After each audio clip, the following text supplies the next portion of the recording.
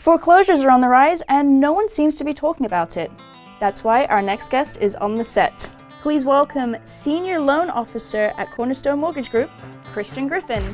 There he is. Welcome back, Christian. Thank you very much. How you doing, man? Doing very well. Great to have you. Thank you.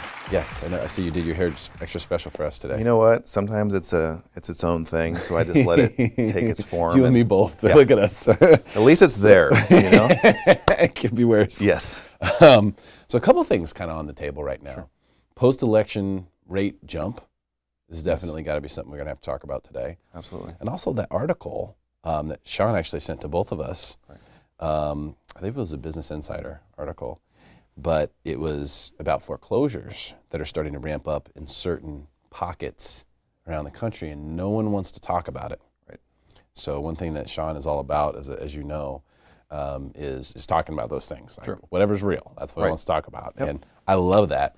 And it's great to have you here today as well to discuss those things. So this foreclosure data, first and foremost, is there anything in there that would lead you to believe that you saw, I read the same article you did, is there anything in there that would lead you to believe that there's a potential issue around the corner for San Diego?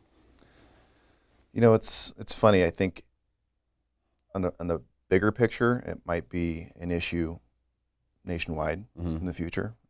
Maybe not so much for San Diego or California, just because of we're a destination location. But it is something to be, I think, concerned about. You know, one of the points of the article was seeing a 27% increase in foreclosure filings from September to October of this year, which from what I can remember, I think it's the biggest jump that they've seen since it was 2009. So that's alarming. But to answer you directly, I think San Diego might be a little insulated. Yeah, a little insulated. I agree with you there. I think that big jump, percentage jump, also has to do with the fact that the foreclosure filings were so low, you know, so it's easier to get a bigger percentage jump. But at the same time, whenever you see that, especially right before the holidays, it's like, wait a minute, you know, this is the time where you expect people to be making their payments, not wanting to get kicked out of their houses. Right, exactly. So that was the kind of made me do the cockeye thing, like, well, huh? Right. This is what happened last time.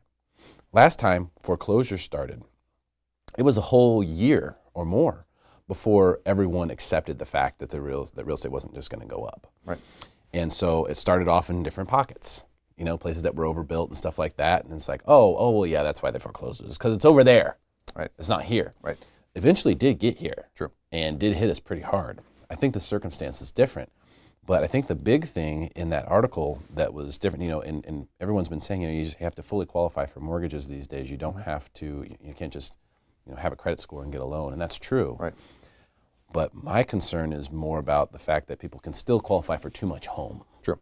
If they aren't advised properly, they can still end up buying too much home, and with very little money down through government programs like VA and FHA, for example. True. And that's where they're seeing a lot of this foreclosure activity exists. Right. So is that something that you see? Are people who are getting FHA and VA loans, are they buying too much home? You know, that remains to be seen, I think. I do feel like on these programs, like you mentioned, FHA and VA, it is, you know, little money down, less skin in the game. So if you do see a turn in, you know, the economy and the housing market slows down a little bit and maybe even reverses a little bit, depending on where you're at, I think that's probably where you're seeing a lot of this spike, are areas that you're not seeing the equity in houses grow as they did. They might actually be going backwards a little bit.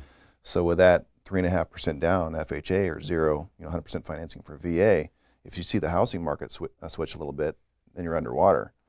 I think that's probably where you're seeing this spike, but it is something that's different, and we want to make sure that's not, you know, becoming a plague across the U.S. Yeah, it's all about the water level. This is how I look at it. So like imagine a mountain range, okay? Right. The highest mountain range over here, let's call it La Jolla, even though that's not necessarily the best, or Rancho Santa Fe, all right?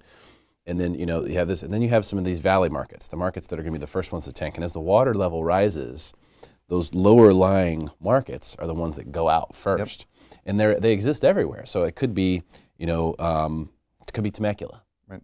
And then all of a sudden it's like, oh, there's foreclosure in Temecula. And then all of a sudden, Fallbrook. Yep. And then all of a sudden, Oceanside. and then Carlsbad, and then it's everywhere. Right, exactly. And so I think we've got time, but I think the smart people will take notice to that data and go, okay, let me take a look at this. Let me make sure I'm not buying in one of those valley areas. True. Let me make sure I'm not buying in one of those areas that's the first to go down. Let's make sure I'm buying in a place that withstood the last crash well. Right. And there's places like that all over San Diego County. They just simply don't fluctuate that much. Right. Carmel Valley, for example. Even Del Mar didn't take that big of a hit, even though things have slowed down in Del Mar. So there's certain places where I think you can avoid it, and it's good to heed those warnings. True. But now if we compile that with the post-election rate bump, right, how much ground did we lose? You know what? I want to say probably about a half a point. In rate? In rate. Okay. Yeah, I think we probably moved a half a point. It's actually starting to recover a little bit, which is a good sign. You know, it kind of shocked, I think, a lot of people on how quick things changed. There actually was probably even, it went a direction that people would have bet it didn't. Right. So it took a lot of people by surprise, buyers and lenders. You know, if you were dealing with a lender that didn't lock before the election, then I'm sure you're probably saying some not choice words about that person. But yeah, it was pretty immediate from basically election night to current day. And I think it's probably swung at least about a half a point. That being said, I've been kind of keeping an eye on it because you've got people that are pre-approved and looking to purchase, and they're always wondering what the rates are. And we've seen a little recovery in the last few days. Okay. So nothing significant, but enough to show that maybe we're going to regain a little bit that was lost. You can't really lock, though, until you're in escrow, right? I mean, until you have an offer accepted. True, and that is true. So the people, you know, before the election, maybe they were in escrow and they were floating, just not locked yet, because at that time the market had creeped up a little bit, and you know there might have been some expectations that the market was going to go ahead. I mean, you saw election night, futures were tanking. It was like they were down 1,000. I was ready to buy some stock the next morning. No kidding. But I was ready to buy it that night, get on the futures market. Yep, exactly. And everybody woke up, and lo and behold, stocks were going through the roof. Mm-hmm. So, and the people that didn't have the rate locked, you know, basically took the brunt of that if they were in escrow. So. But that being the bad news, I guess the good news is rates are still roughly, if you fully qualify, about 4%-ish, would you say? Yep. Yeah, give or take So an eighth. I mean, it's still really low. Yeah. It's one of those things that's like Monday morning quarterback. I mean, shoot, the $400 million lottery somebody won, I think, in Tennessee, and I have already spent that money, and I know a lot of numbers now, but you know you can't play that game, so you just can't look in the past. But historically, rates are super low. Yeah, they're super low, and I think that all the people who passed up on the 3.5, especially people out there who didn't refinance, they're the ones who really missed out. Yeah.